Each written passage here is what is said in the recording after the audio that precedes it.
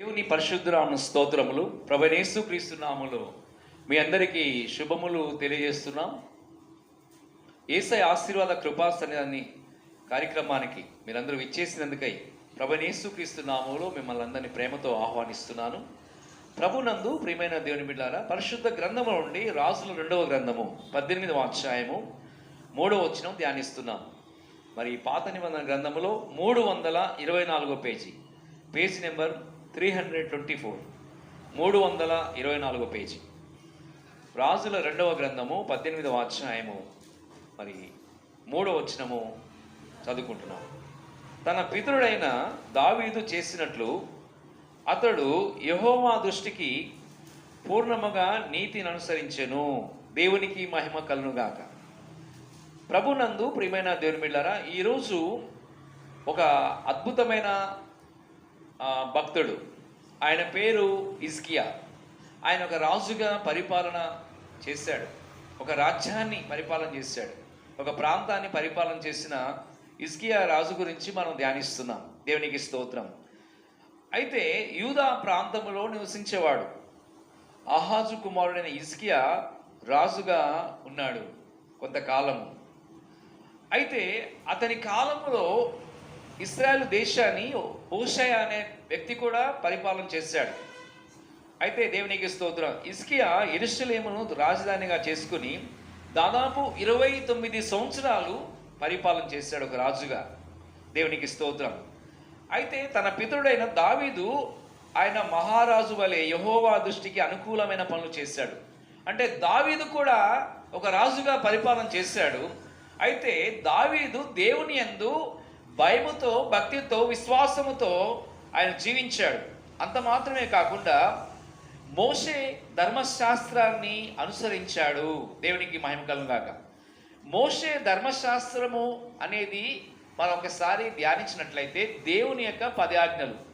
ఈ 10 ఆజ్ఞలు ఎక్కడ దేవుడిచ్చాడంటే, ఇశ్రాయేలు ప్రజలు ఐగుప్తు దేశం నుండి వారు ప్రయాణం వెళ్తున్నప్పుడు దాదాపు 40 సంవత్సరాలు వారి యొక్క ప్రయాణము కొనసాగించబడింది. దాదాపు 20 లక్షల మంది ప్రజలు ప్రయాణం చేస్తున్నారు. ఆ ప్రయాణములో కొంత దూరం వెళ్ళిన తర్వాత, అంటే పాలు తేనెలు ప్రవహించే ఒక దేశానికి దేవుడు వారిని నడిపిస్తున్నాడు.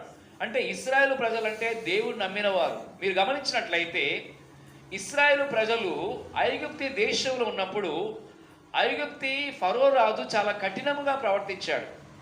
వారిని ఒక బానిసలుగా చూశాడు.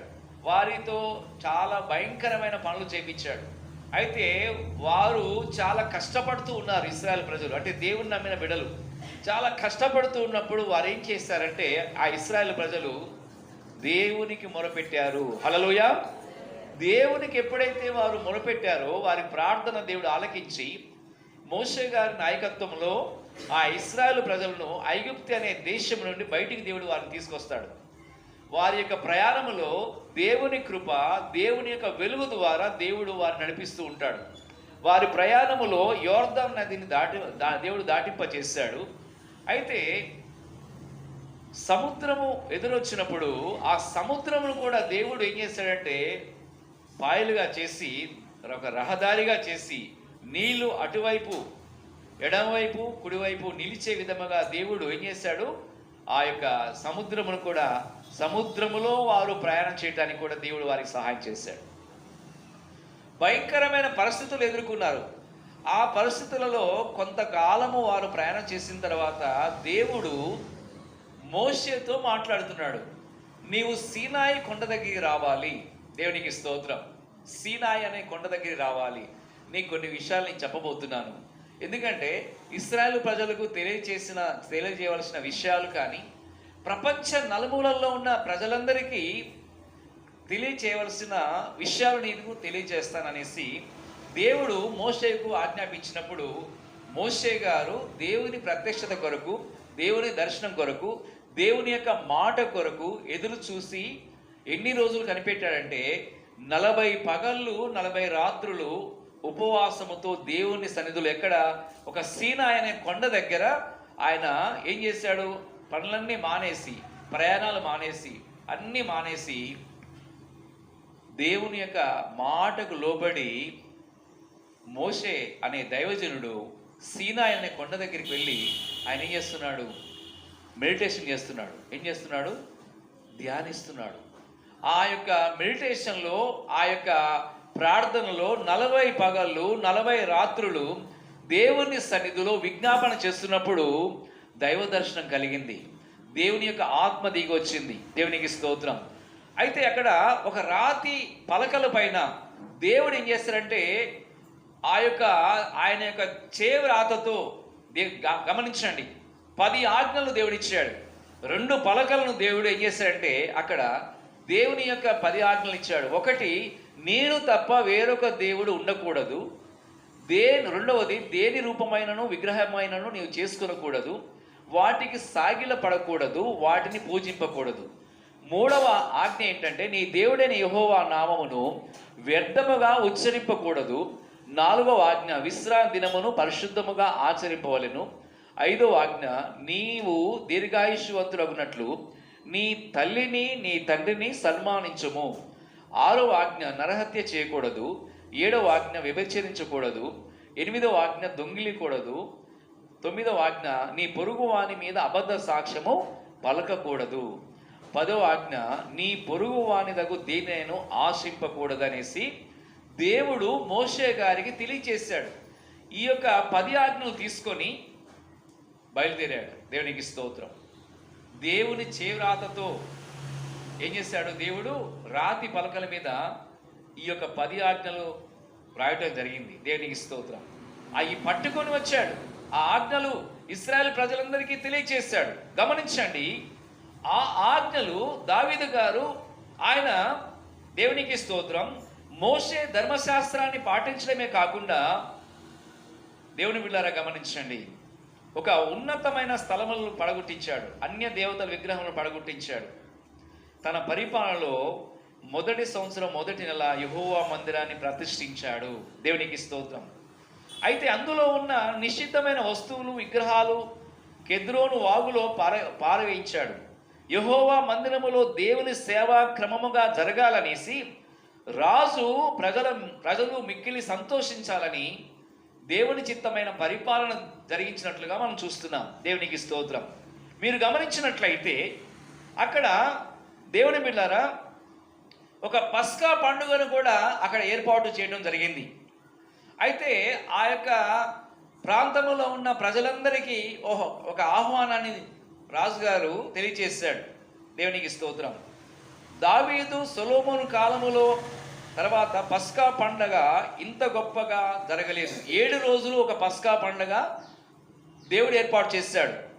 ఆ ఏర్పాట్లో దేవునికి స్తోత్రం, మరి 7 రోజులు ప్రభుని ఆరాధన చేయటానికి ఆ ప్రాంతంలో ఉన్న ఆ నగరాల్లో, ఆ పట్టణాల్లో, ఆ గ్రామాల్లో ఎక్కడెక్కడ నివసిస్తున్న ప్రజలందరినీ కూడా ఒక దగ్గర తీసుకొచ్చి 7 రోజులు ఏం జరిగిందంటే పస్కా పండుగ జరిగించినట్లుగా మనం చూస్తున్నాం. అయితే విస్తారమైన జనులు ఆ యొక్క యెరూషలేము అనే ప్రాంతానికి తరలి వచ్చారండి. గమనించండి, ఆ పస్కా పండుగకు నలుదిశల నుండి, అంటే తూర్పు నుండి, పడమటి నుండి, ఉత్తరం నుండి, దక్షిణ నుండి, నలుదిశల నుండి ఆ ఇశ్రాయేలు ప్రాంతానికి, అంటే ఇశ్రాయేల్ దేశంలో ఉన్న యెరూషలేము ప్రాంతానికి అనేక మంది ప్రజలు వచ్చి ప్రభుని ఆరాధన చేశారు, ప్రభును స్తుతించారు. అయితే అక్కడ యూదులు అనేక మంది ప్రజలు వారు వచ్చినప్పుడు ఏం జరిగిందంటే వారు అన్య దేవతలను విడిచిపెట్టారు. విగ్రహాలన్నీ కూడా ఏం చేశారు? తీసివేశారు. దేవుడు ఆత్మయున్నాడు కనుక ఆయన ఆరాధించువారు ఆత్మతో సత్యముతో ఆరాధన చేయవాలని దేవుని యొక్క వాక్యం సెలవిస్తుంది. దేవునికి స్తోత్రం. అయితే హిజ్కియా రాజు యుద్ధములో కూడా గెలిచాడండి. హిజ్కియా పరిపాలన కాలంలో 14వ సంవత్సరంలో అష్షూరు రాజైన సన్హెరీబు అనే యూదా దేశంపై దండెత్తాడు. అంటే హిజ్కియా రాజు మీద వ్యతిరేకముగా ఇంకొక రాజు ప్రవర్తిస్తున్నప్పుడు హిజ్కియా ప్రేమతో ఆ యొక్క హిజ్కియా రాజుతో స్నేహం చేద్దామని ప్రయత్నించాడండి. ఆ ప్రయత్నంలో ఏం జరిగిందో తెలుసా? ఆ ప్రయత్నంలో హిజ్కియా రాజు మీద విరోధముగా ఇంకొక రాజు ఏం చేశాడు?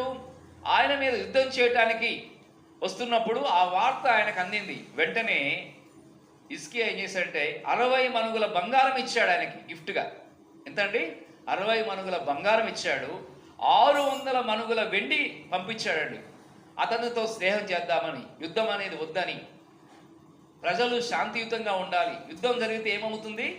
అనేక మంది ప్రాణాలు కోల్పోతారు. ఈ దినాల్లో కూడా అక్కడక్కడ ప్రపంచంలో మనం చూసినట్లయితే కొంతమంది యుద్ధ వాతావరణము, యుద్ధాలు జరుగుతున్నాయి, బాంబులు వేసుకుంటున్నారు, దేశ సరిహద్దులలో కాపలా కాస్తున్నారు. గమనించండి. ఇక్కడ హిజ్కియా రాజు ఏం చేశాడంటే ఇంకొక రాజుకి 60 మణుగుల బంగారము, 600 మణుగుల వెండి పంపించాడు. అయితే అష్షూరు రాజు అనే వ్యక్తి తృప్తి చెందలేదు. కొంతమందికి తృప్తి ఉండదు. దేవుడు ఎన్నో ఆశీర్వాదాలు ఇస్తాడు, ఆయుష్ ఇస్తాడు, ఆరోగ్యాన్ని ఇస్తాడు. ఏంటండి, అనేకమైన మేలు మన జీవితంలో చేస్తున్నప్పుడు కొంతమంది తృప్తి లేకుండా బ్రతుకుతూ ఉంటారు. ఒక మాటలో చెప్పాలంటే ఈ రోజు వరకు మనందరం కూడా గమనించండి, ఆయుష్తో ఉన్నామంటే, ఆరోగ్యంగా ఉన్నామంటే అది దేవుని యొక్క కృపని గుర్తించాలి. ప్రభా